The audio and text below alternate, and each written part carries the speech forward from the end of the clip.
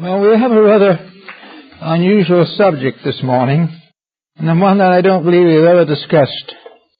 And it has a bearing upon many subjects that remain comparatively mysterious.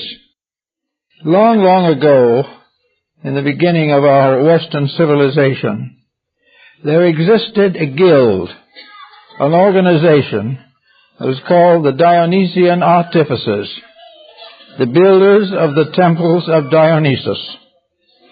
Dionysus being the savior god of that time and those people. The Dionysian Artificers had control of the building of sacred edifices, temples, shrines, and monuments. They were a closed organization dedicated to a very definite proposition, namely that every art and science has an innate morality. Everything that exists in life can be used for good or bad. It can be exalted or it can be destroyed. And the Dionysiacs were the ones who wanted to make the building of sacred houses the most glorious art in all the world. And to a large degree, they succeeded. They declared that buildings were divisible into 5 groupings, each being a type of building for a special purpose, and that the buildings had to be according to those purposes. You could not just make one type of building and make all houses like it. Every type of building had its own purpose and its own reason for existence. Each one of them had a vibratory pattern in the great sphere of causations.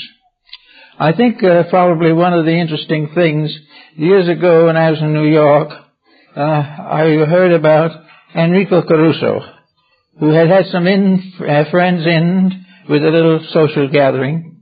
And in the midst of the gathering, Caruso picked up a water glass, empty, and he held it in front of his face, a couple of feet away, and started to sing.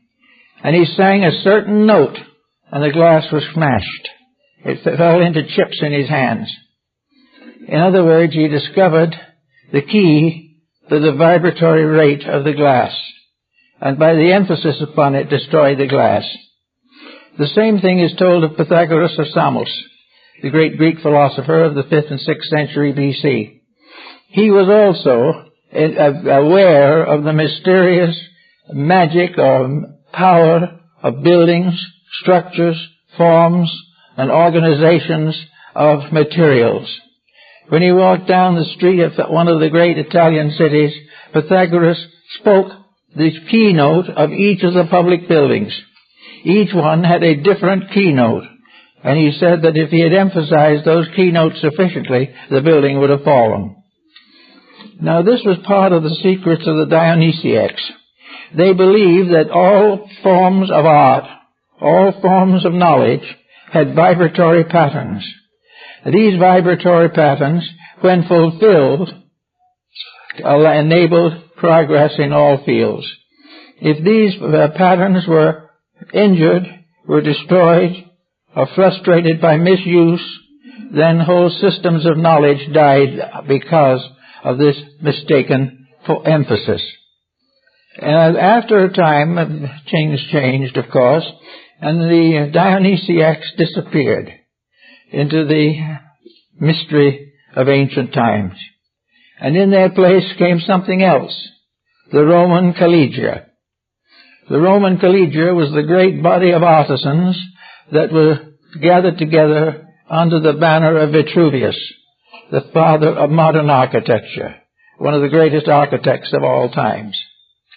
The great work of Vitruvius on architecture is in print, and the edition of Caesarano in the closing years of the 15th century shows definitely that the entire theory of the Roman architects was based upon the human body. All of the art diagrams, mathematical proportions, and systems that were used indicated that every important public building was in some way a miniature of the functioning life of the human being. These types of thought and so forth had very little support in popular thinking, but the Romans themselves were very fond of their architect and treated him with rare distinction. In the course of time, the Vitruvian architects also disappeared, and in their place came the Comosine builders, located in the islands of Lake Como. They had their last great stronghold as a secret society dedicated to the service of mankind through the ennobling of architecture, making it more wonderful, more beautiful, more functional, and in all cases protecting its morality. Now, we don't think of buildings as being moral or unmoral. We may think of them being used for various purposes, but that the vibratory rates of the buildings themselves should change according to the skill of the builders is something no one has ever given much thought to, particularly in the modern world. Well, after the fall of the Comosine masters, the mysteries of architecture came finally to the building guilds of Europe. And there we had the cathedral builders. We had those various artisans that came from all over to produce something that was wonderful and important. When it happened that the emperor of some state or the cardinal of some diocese wanted a temple, a church, or a palace, the word was sent out. And of course there were no newspapers, nothing of that kind in those days. So the wandering minstrels carried the news. They were really quite a little group in themselves. The troubadours, so-called, the singers of sweet songs for neurotic ladies, were also the best reporters and conveyors of information of their time. And they carried around Europe the fact that this particular prelate or prince wanted to build a palace or a church. And in a short time, the builders began to gather for the project. Some of them came 1,000 miles to become part of this project. And when they gathered together and got the fair stardom of building, they elected a representative to communicate with the owners who wished the building to be done and get started on the project. They would not live in the towns near where the churches were to be built. They chose an outlying place by themselves, and they built a temporary town there, a town which they governed, and gave no allegiance to the rulers of the state or of the church. They would do the work, but they would live in privacy.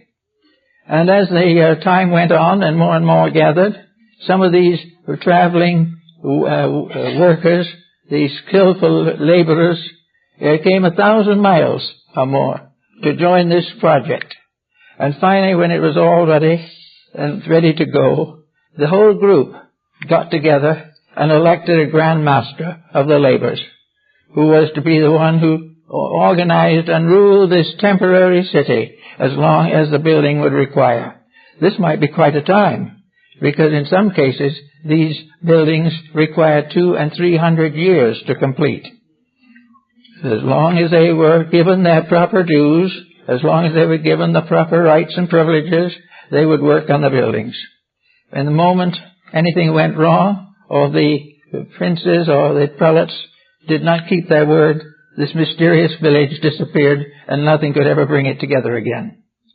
These were the masters of the various guilds, and they incidentally were part of a great system of guilds. In his opera, The Meistersingers of Nuremberg, Richard Wagner presents Hans Sachs as a worker in the guilds. It's sometimes said that this opera is a comic opera, but it isn't. It's a very serious one. For it's the story of the builders and the realization that the builders had that they couldn't build what they wanted to build. Whatever was necessary had to be built according to the inner law of the structure itself. You just could not take a structure for a temple, change it a little bit, and make a palace out of it. Or you couldn't take a palace, change it over, and make a condominium out of it. These things had their proper laws. And if you broke the laws, you broke the morality of architecture. Architecture was a great science with a moral structure. And this moral structure had nothing to do with the communities where it functioned. This moral structure was not in any way indebted to the kings and emperors and prelates of the time. This structure was inherent in the laws of building, in the mathematics of structure. It was something that you had to do right, or it would never be a credit to the organization. The building of these houses was a sacred labor, even though the houses may be intended or might be intended for secular purposes. But the builders kept on as long as they received their proper dues. And it was in this time and in this way that what we call the Social Security came into existence. While they were laboring upon these buildings, the Commacene masters and the guilds builders were all given proper financial assistance. Their families were taken care of. Their children were educated. Everything had to be done in a lawful manner. And if any failure occurred, this mysterious city vanished away and never came back again. The masters of the Commacenes and finally of the guildsmen came also to be associated with the great arts of decorating sacred buildings. Wonderful paintings, tapestries, all forms of ornaments, and various articles and utensils associated with religion. All these things were done by these masters, and when they were finished, they were paid in full and went away, and that was the end of the transaction. So there was moving about Europe for many centuries a group of separate people who had their own way of life.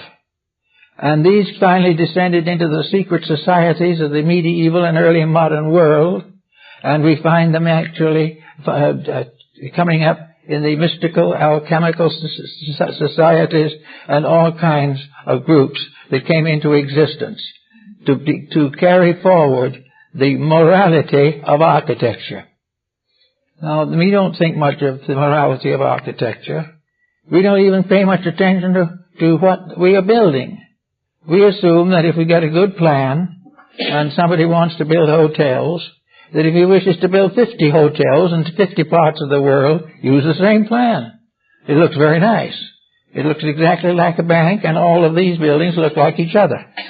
And you go from here to Bangkok or something, and you arrive in Bangkok, and it looks like you're back home again, because the hotel is exactly the same as the one here. Now, the Commacenes and the master builders had nothing in common with that. They didn't believe in that type of structure. They considered a building like that to be dead, because every building to be alive had to have a reason, and it had to be a good reason, and it had to be a particular reason, and it had to be dedicated to a right use, and it had to be preserved in right use, or it gradually lost all of its meaning, and lost all of its strength, and all of its wisdom. So when we had in the architectural field these people who were constantly building according to a law within themselves, it meant that everything that was built had some life meaning in itself. The ancients believed that buildings were alive just as much as people. They were not alive in the same way, but the vibratory rates due to the mathematics of the patterns gave them a mathematical soul, a reality, an eternity that could be defended or destroyed by corruption. That all these buildings, when they were finished, had to have right usage. Any building that was built to injure or corrupt or to exploit was not regarded as acceptable by these master architects.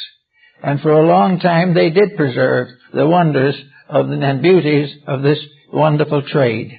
And we find much reference to this in the stories of the building of Solomon's temple and all the various legends that have to do with the Grail and with the Meistersingers of Germany. So we have this type of thing. We have what we might term a moral architecture.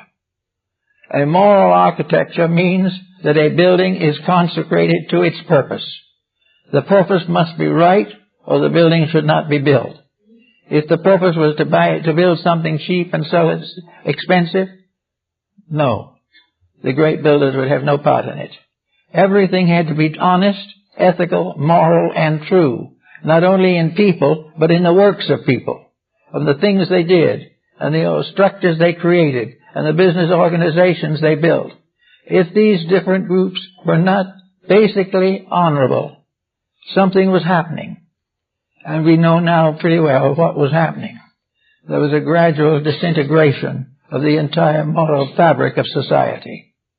It was very important that these builders should keep the faith. And in that also they had some very interesting symbolism. Now, in the early days, the Greeks had several orders of deities. And the highest, of course, were the celestial deities, and the least were the deities of the forests and the glens and the meadows.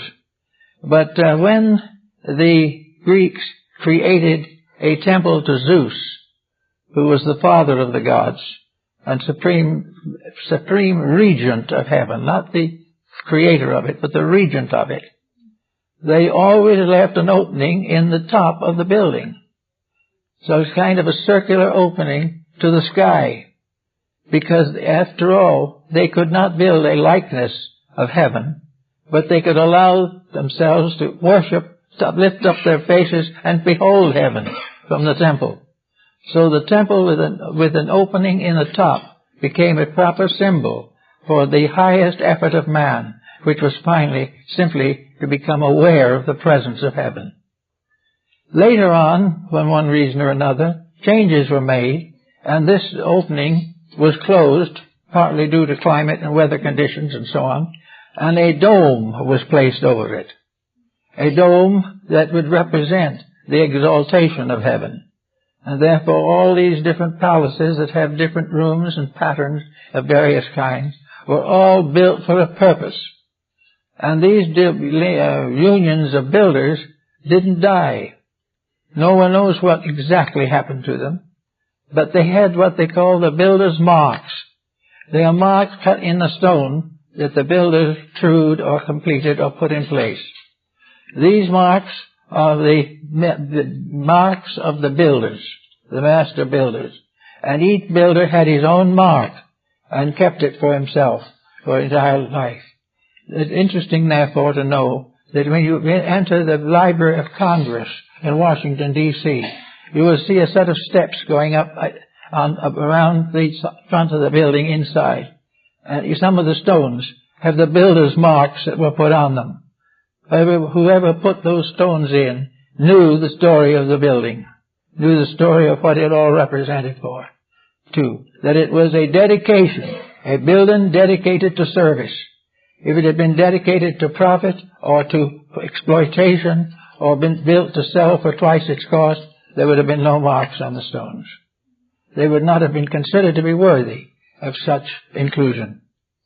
So we have one morality, the morality of building according to the law, to use it as it should be used, to create what should be created, and to preserve the secrets of great architecture for great works of architecture.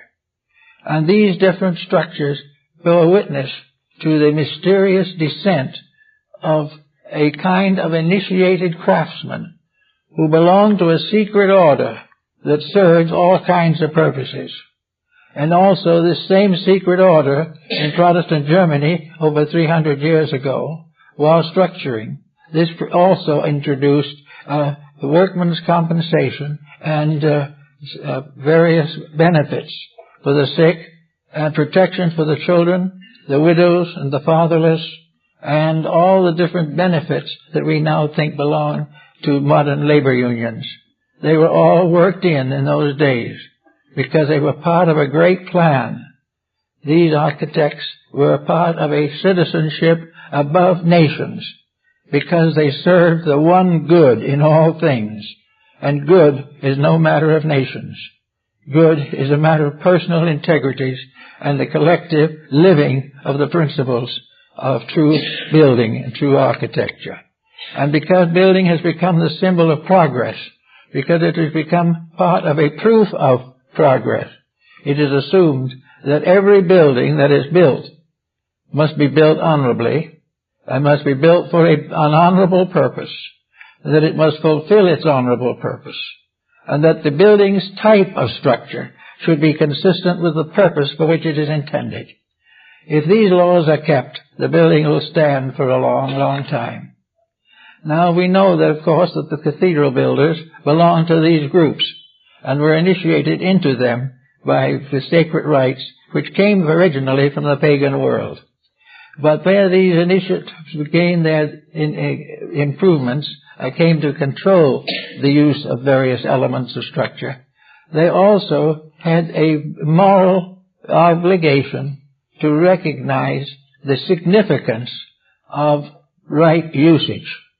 And they also had to realize that the moral usage of any object or any science or any building was developed around the basis of its right use. The moment a building was perverted, something happened. It became sick. And the unmoral building is presumed to finally die. The moment truth is taken out of the structure, the moment the principles are prostituted in any way, the future of that building is destined to decay. And we find some very interesting things in connection with World War II and, for that matter, World War I also. Most of the great cathedrals of Europe were bombed in the First or Second World War. They were hit many, many times by bombs and shells, but comparatively few of them were ever actually destroyed. And among the various buildings that were bombed out in the First World War, nearly all of them were in perfect condition again for the Second World War. And those that were bombed out in that, you can go today and you will find nearly all of them rebuilt and in good condition. Something happens as long as the purpose for them was right. If these buildings had been corrupted, had been sold into secular purpose, the chances are they would never have been rebuilt. But there's something about the integrity in the building itself that accomplishes its perpetuation. So this becomes one of the beliefs of the ancients concerning morality. Morality is the right use of things. The right use of things is worship. To believe a thing and serve it honorably, it may be a secular thing, but still the act is one of worship. It is one of perpetuating the good, serving the right, and believing in the true. These things were parts of the labors of the great builders of antiquity. Now, as we are going along again, we find out that other sciences also have their integrities. And we can take art, for example. Art was a very sacred thing in antiquities. Art was held in part of religion. The temples were ornamented with magnificent sculpturing and with various symbols of the divine beings that were supposed to guard over them. There's one thing we have to gradually understand, however, and that is that the ancients did not worship stone and wood. They worshipped something that these elements symbolized. They did not worship the gods of stone. They merely recognized them as the symbols of that which was important and significant in life. Now, in the development of religious art, we find it's coming into flowering later than architecture. We know the Greeks had a certain amount of painting and religious art. So did the Egyptians, but in both cases the symbolism was rather crude in our thinking. The florid art that rose in medieval Christianity was a great step forward in the paintings and carvings and artwork of Western civilization. Here we had the great artists Leonardo da Vinci, Michelangelo, Guerrini, Van Dyck, many, Dürer, all these very famous artists. Most of them were very famous for their religious work, and they created an artistry that supplied the temples and churches and palaces with appropriate emblems of divinity and human reality. Everywhere we turned, art was being used to tell the great story of man's salvation. In those days, art was therefore completely moral. It was moral in the sense that it was dedicated to a purpose. It was dedicated to a duty. a responsibility. It was demanded of art that it should set an example of that which was noble and beautiful. And most of all, the artists themselves must know the beauty and sublimity of great order in art and in structure. We know that the great painters were most of them devoted to religious subjects through the Middle Ages. But even when they went into secular subjects, there was a quality about them. The great painting tells a story. It reveals a mystery of some kind. It touches into the inner life of someone. Great art is therefore one of the noblest of human achievements, and great art is considered as a morality. Whether it is a secular subject or not, great art is moral because it impels individuals to a nobler reaction to the problems of daily life. It gives more aspiration. It gives more strength of devotion. It helps to make the individual feel something of the responsibility of his own conduct. And so we have a canon in art. And this canon apparently was built into the concept of art. For art from the beginning had to have meaning. And the meaning of art was only one thing: to help. Art had to tell the story of human growth. It had to reveal the integrities of life. It had to inspire the individual to rise above the smallness of his own conceits. It made it necessary for him to become aware of his place in a great world of spiritual integrities. These integrities were captured in the paintings and sculpturings of great artists and artisans. And in the Middle Ages, all artists were called artisans, because they were really workers in elements to produce a sublime consequence.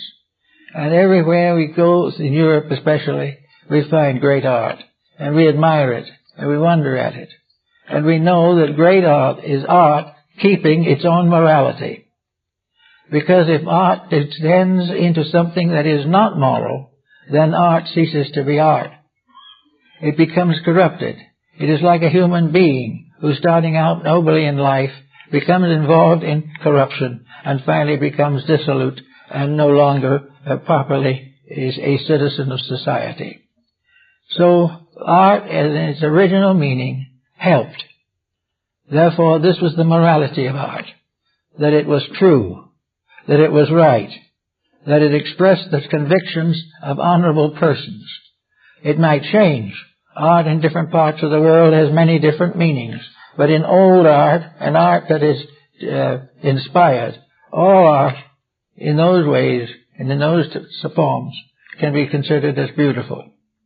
Beautiful because it conveys a message, and this message is one of hope, one of security, one of sharing in a divine splendor, one of learning to grow and to appreciate the sacrifices of others.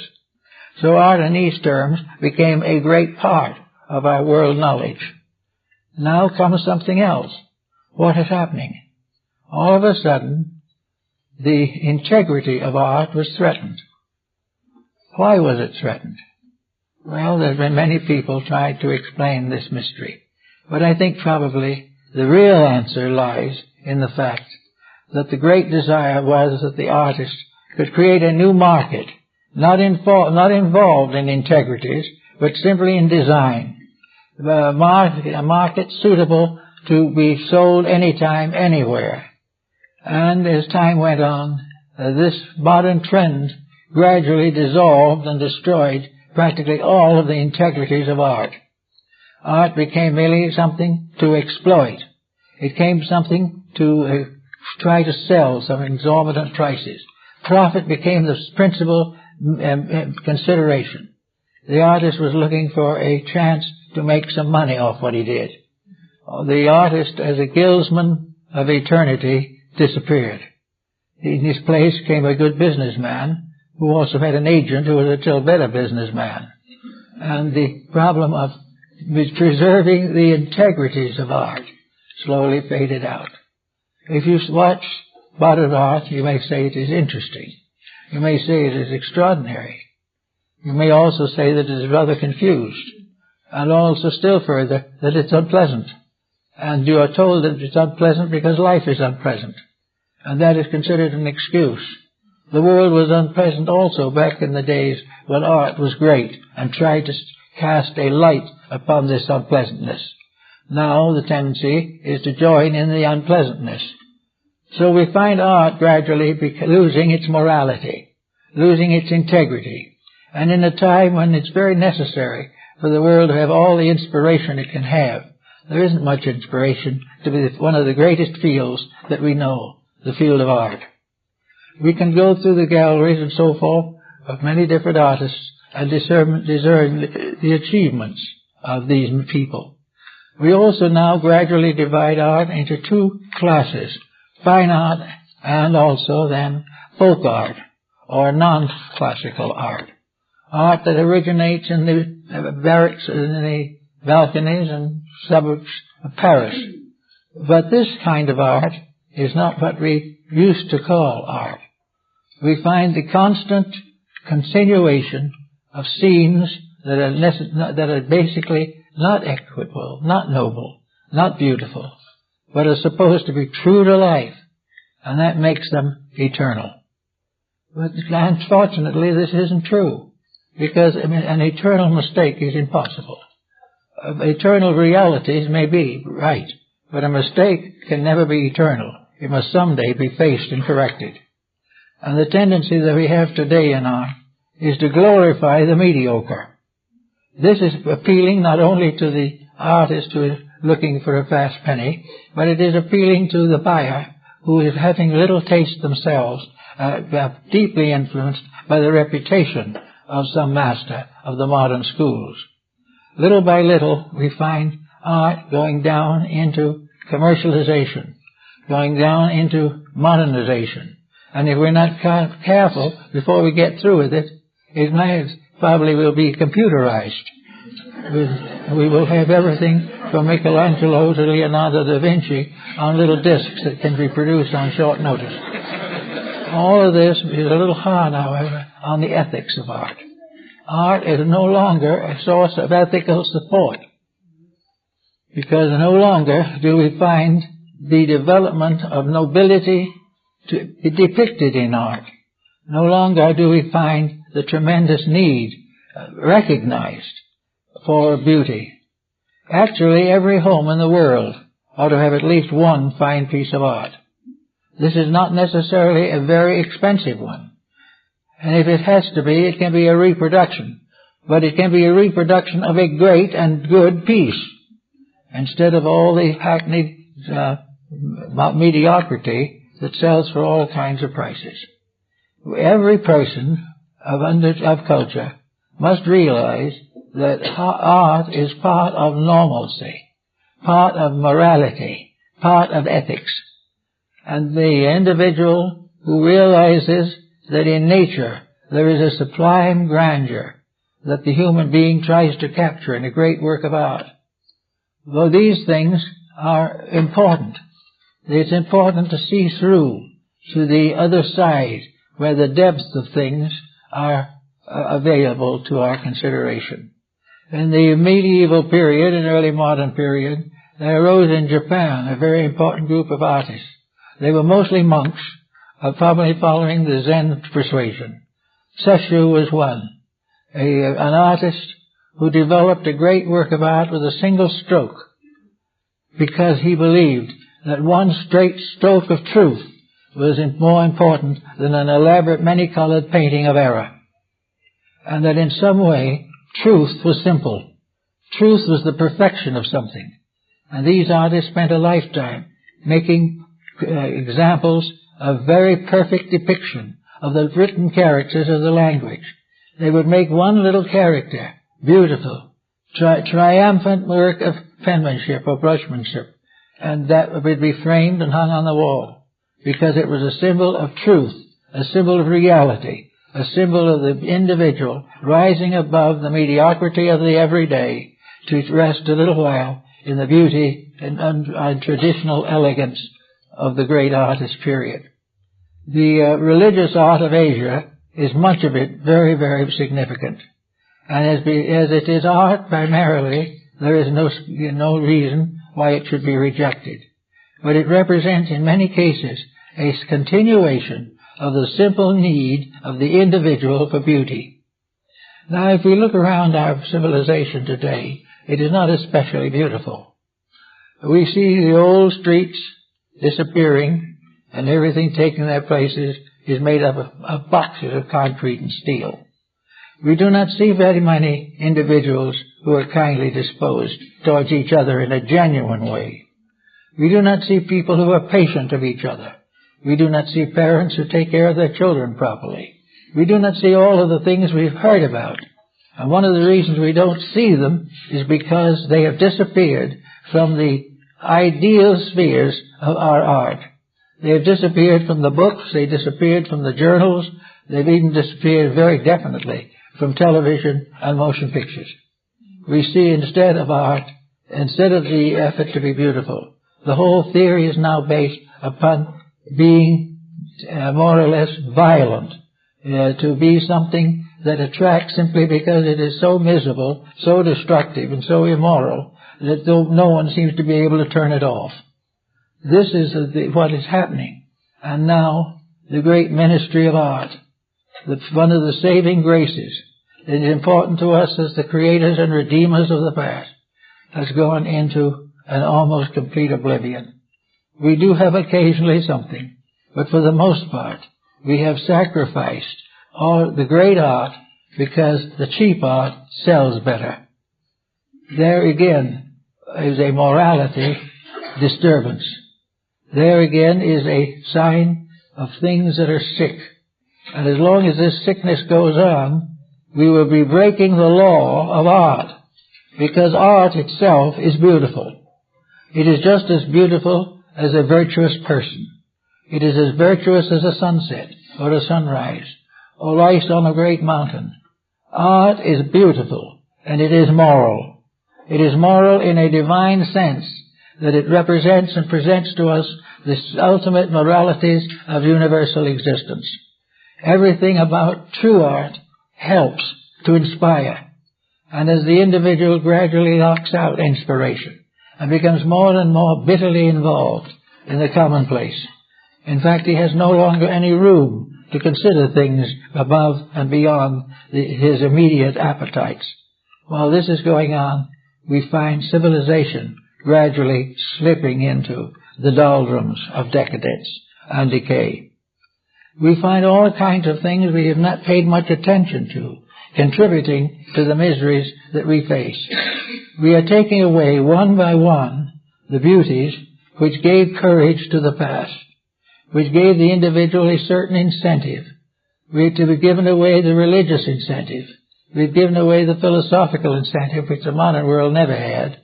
We are actually giving away the best of science, which is far more deep and idealistic than we suspect, or the scientists themselves suspect.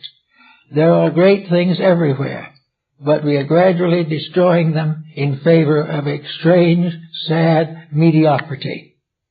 And we call this mediocrity a kind of morality, the only morality that we are able to accept, because it is the only morality that does not demand anything from us except the price of the picture.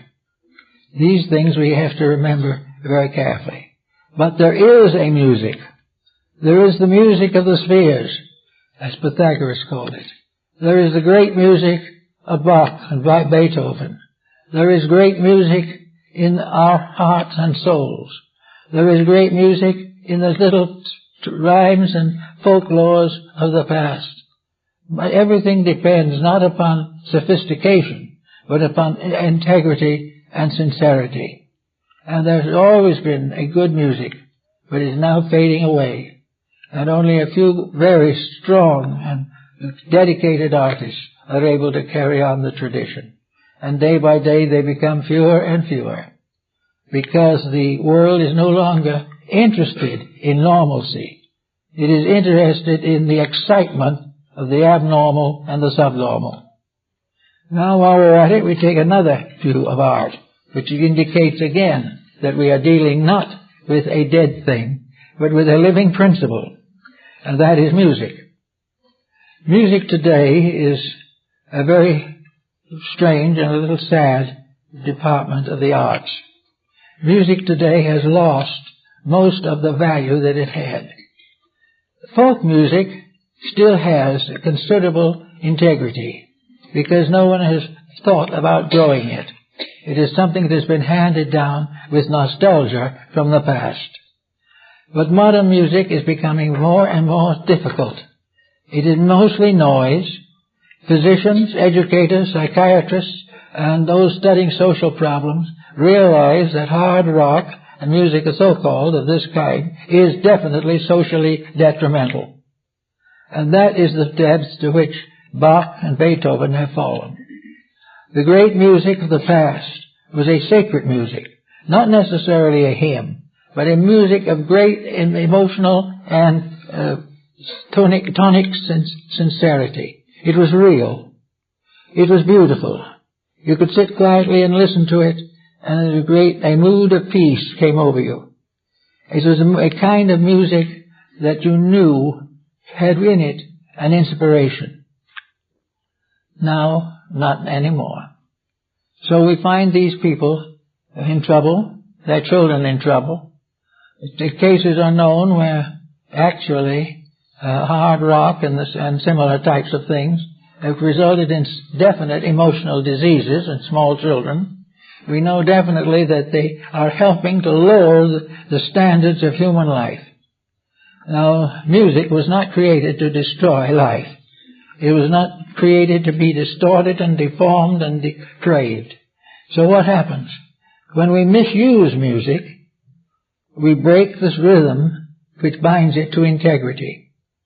When we go against the laws and the integrity and morality of music, music becomes a deadly enemy.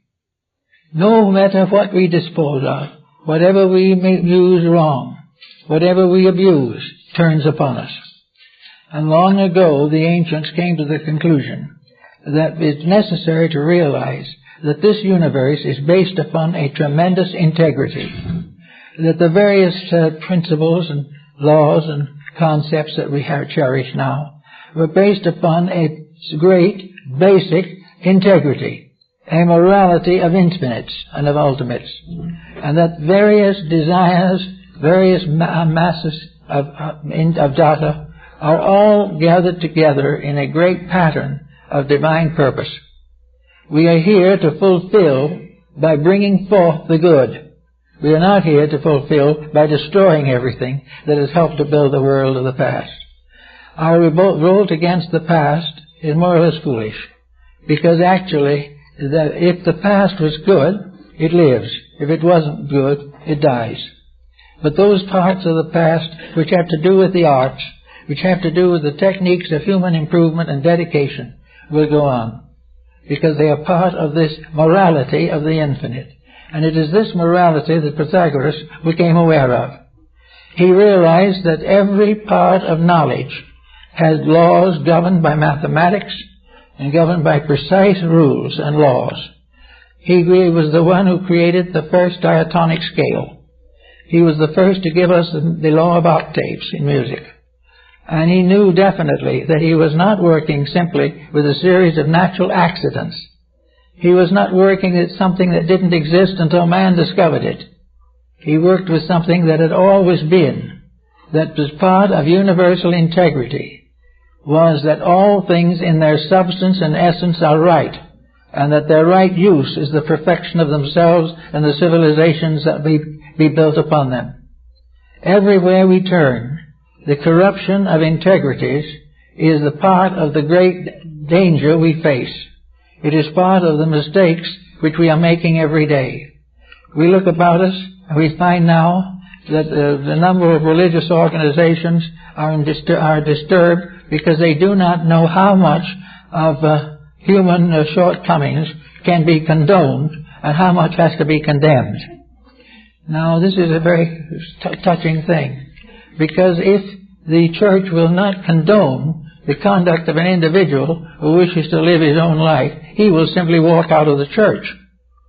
He is not going to change to match religion. And the moment the religion begins to pick on the immoralities, the congregation diminishes. We've got to come to the point, apparently, where we must accept evil as good or the church cannot continue to function.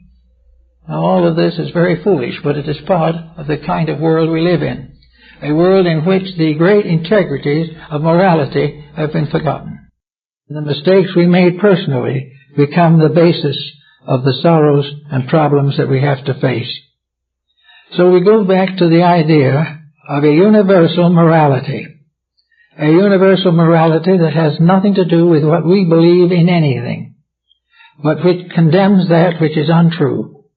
We are finding more and more that our various strategies and spoils are unsuccessful.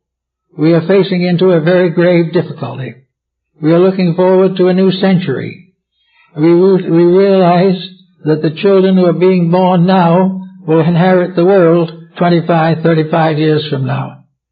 And what are we doing to help them? What are we doing to prepare these young people for the jobs that they have? Actually, in the old days, for instance, we had no public schools at all. And of course, much was made of the classical world. There wasn't any schools. Well, this isn't quite true. There was a school in the ancient world, but it wasn't the kind we have today. It wasn't the case where you send all the children and they all get the same lesson. The school of the ancients was the tutor, the guide, the guardian. Persons of importance or of reasonable means had their children educated by scholars. The principal profession of the philosopher was the education of the young. And as a result of that, the education was according to what the teacher thought the child could do. And the child could do much more under the encouragement of an enlightened teacher than he could over a disinterested school board. Actually, therefore, someone said to one of these philosophers, "Why should I send my son to you? Why should he be educated in philosophy?" And the philosopher said, "Well, probably the best answer to that is, if I educate your son, and he goes to the Olympic Games and sits on a marble bench, it will not be one stone sitting on another." This is a genuine example of 2,000-year-old humor. And there was much of it. We find constantly the idea in ancient times that education was a ability to bring the young into the presence of the wise, of any age or of whatever age it was. Plato had his school. Aristotle had his school in a cinder track. Pythagoras had his school in Crotona. And Socrates had his school in the nearest forest, where he could sit and discuss with his disciples the great things of life. So in ancient times there were teachers, but they were teaching not the common knowledge that could almost be inherited from the marketplace, but that type of knowledge which truly created a better person. The great purpose of ancient education was to bring enlightenment to the soul of the student, to make the student aware of the great rules of life, rules which he might never know unless they were brought to his attention. He was taught to recognize the thousands of symptoms and symbols that come to him every day of what is happening in society, and from these to learn what is right and what is wrong. And that which proves itself to be wrong can never be right, even though a majority of people believe in it. Everything is always based upon the right or method of life, the law as it is really in nature and in the universe. So we are now looking for a new century to come along, and we are a little disillusioned with the situation as it is. In fact, some are more than a little. But the tendency is to recognize something is wrong. We have always known that something was wrong, but now it looks as though almost everything is wrong. And we're becoming a little worried, a little fatigued at the pressures of uncertainty. We've got to sometime face into the very simple fact that we will be wrong as long as we build our way of life in a universe that has a proper way of its own. We cannot change the universe. We cannot change immutable law. We can destroy ourselves trying. And we can break down institutions, or we can crucify the teachers that come to us, but the universal law remains unchanged. There is no way that the individual can make a good life out of bad conduct. There is no way in which we can do the wrong thing long enough and enthusiastically enough to escape the negative consequences. So that we've got to prepare something that is a little better than we've known before. And most of the things we are trying to learn, we can learn from examples of things that have happened and have been known to be worthy of consideration. In the 17th century, in Europe, Comenius, a Moravian minister, in his own name, Kominsky, but Latinized into Comenius, was the teacher of Europe. Hartlib and many famous names were associated with him at that time, and he was part of a group of moderns striving to break through the collapsing philosophy of medievalism. So Comenius was a school teacher and a preacher. As a school teacher, however, he had a very simple philosophy, one which to a degree contributed to the feelings and beliefs later of Madame Montessori. But Comenius said very simply that the individual's character is set for life before he enters grammar school. He has learned what he can learn. He will know what is right and wrong. He will understand truth and error before he goes to school, because he must study first at the most important school of all, the school at his mother's knee. She is the one who has to give him the morality with which he interprets everything else in life later. She is the one who must point out to him what is important, what is real, what real love is, what friendship is, what sacrifice may be. She will have to learn and teach him the value of a simple faith in the essential integrities of existence.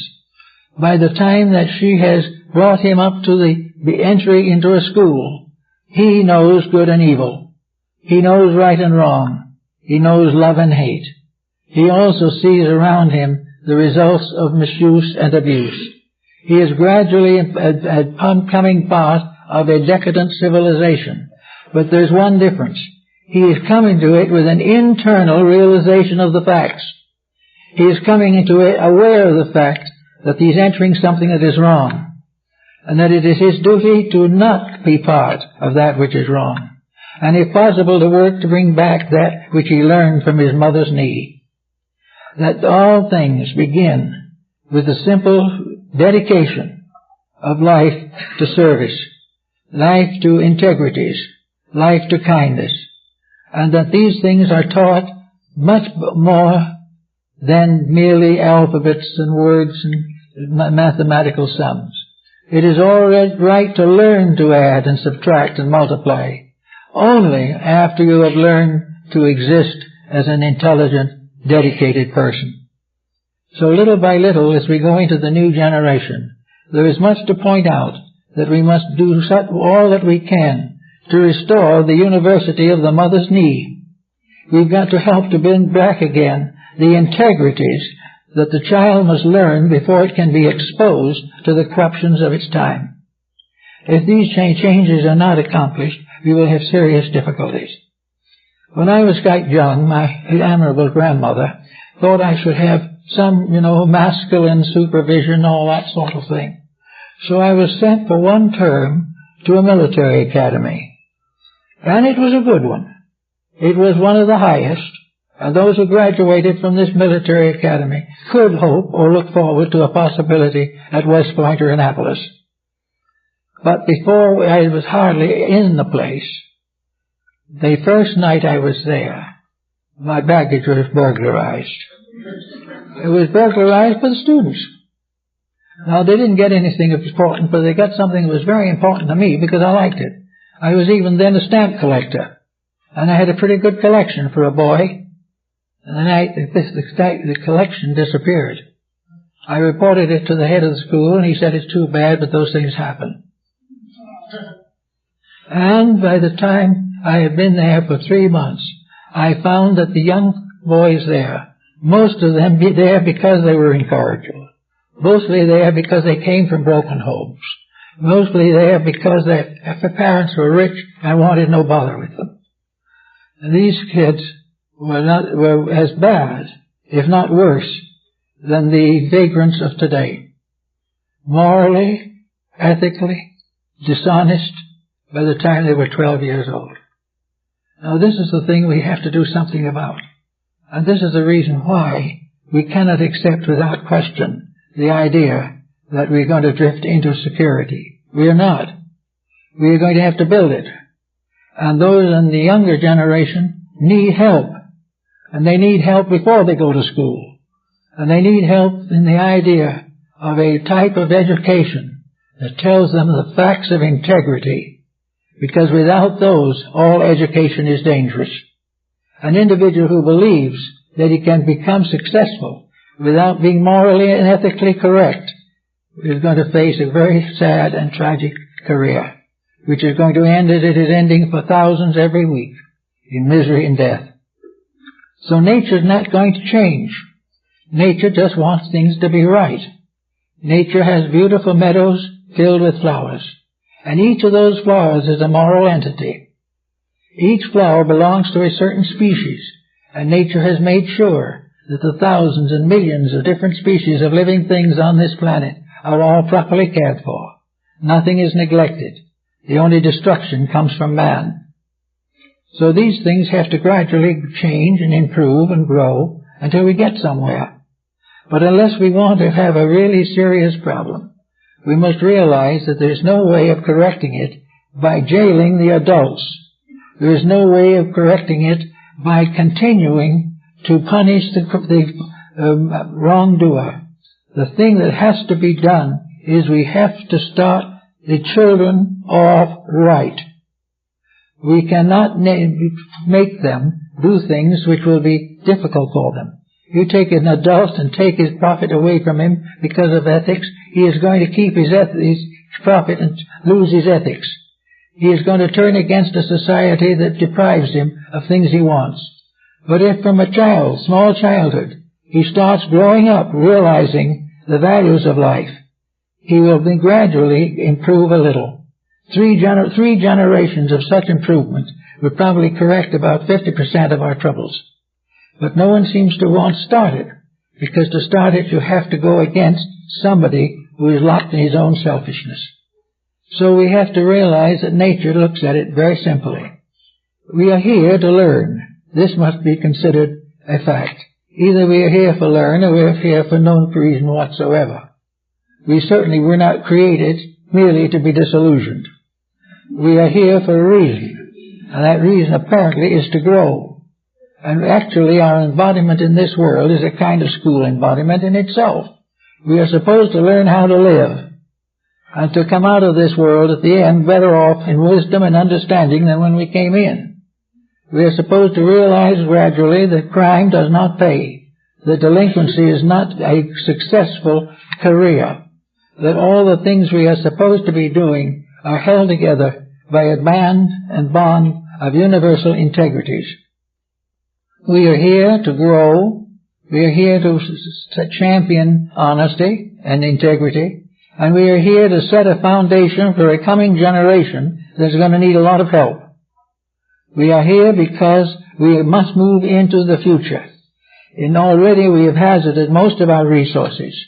We are now developing constant agitation and worry over problems which should never have existed in the first place. But they do exist, and they will continue to exist as long as individuals are indefinite in their allegiance to ethics. Actually, we have to recognize something, and we have to recognize it whether we like it or not. The universe is a moral entity. It may not be personal. It may not be individual, but it is moral. Everything that is good, it supports. Everything that is wrong, it finally destroys. There is no such a thing as nature supporting error. Nature is constantly disillusioning people who have errors. It is also punishing those who won't give up their errors. But the basis of the whole thing is that there is a plan. It is bigger than anything human beings can devise. It was a plan great enough to bring us here for reasons we do not understand. It is big enough to take care of us while we are here if we use it intelligently. It is here to give us some hope about an unknown future if we wish hope. It is here because it alone is the lawmaker. We exist only to obey. And to obey the law means integrity, means honesty. It means rightness of conduct. It means taking care of the duties of daily living with integrity and dedication. If we will do these things correctly, the world will straighten out. We will get rid of these wars, fought daily for people who can never keep anything they win, and people who will never get back what they never owned. These things will all smooth out if we can make an integrity out of our pattern of living. And integrity for us is to keep the world as clean as we can. And wherever corruption comes in, to use integrity to correct the corruption. And wherever ignorance takes over, try to find what the wisdom of it is. All these things are possible. The Greek philosophers have told us beyond question that in nature itself, in the great structure of things, we find the final laws of right and wrong. Right and wrong are, according to our code, very uncertain and very mysterious and unrealistic. But right and wrong in terms of nature is very clear. Right and wrong is that good shall survive. Right and wrong consists of realizing that we accept or reject the Ten Commandments. These things are bigger than we are, and no one has ever been able to prove we can break them. We try to break them, and they break us. Therefore, with the coming to the end of another century, it's time to do something to prepare for a better way of life than we have ever known. It is our duty to pass on the lamp, to do that which is necessary, to prepare young people to take over a world which they will have to rule a few years from now. And we cannot take over a world of narcotic addicts, in a world of degenerates, a world of corruptions, and expect civilization to survive. And if civilization doesn't survive, it will not be because reality is angry at us. It simply just takes the attitude within itself. We keep the rules and live, break the rules and perish. And these rules we have never made, we will never amend them, we will never correct them, we will never go against them and succeed, because these rules are life itself. They originate in the eternal wisdom that brought the worlds, the suns and the moons and the stars into manifestation. They are all part of one great and magnificent structure, and they are all part of an immutable system of laws. And these laws, if we keep them, will make us the happiest generation the world has ever known. If we break them, we will go down with the miseries of the past. So it's very definite and very difficult to think about it. But if we're all grown up, then we have something else to think about. We have to realize that somewhere inside of us, as grown-ups, is the little child. We are all children. We are offended, we cry. When we're slighted, we are angry. When we are hurt, we are disillusioned. Most people are still children. And that is, in a sense, wonderful. Because if they're children, they can learn. If they're grown up and still don't know, it's going to be very hard to teach them. But 90% of humanity is still made up of children, regardless of their age. And children can learn, and children can hope, and children can learn from those who teach them, and children can learn from the experiences of the day. All people want to be happy. They want to have a good marriage and a good home, and happy children. They don't want one divorce after another. But we are trying to build a civilization catering to the weaknesses of ourselves, and it is falling apart.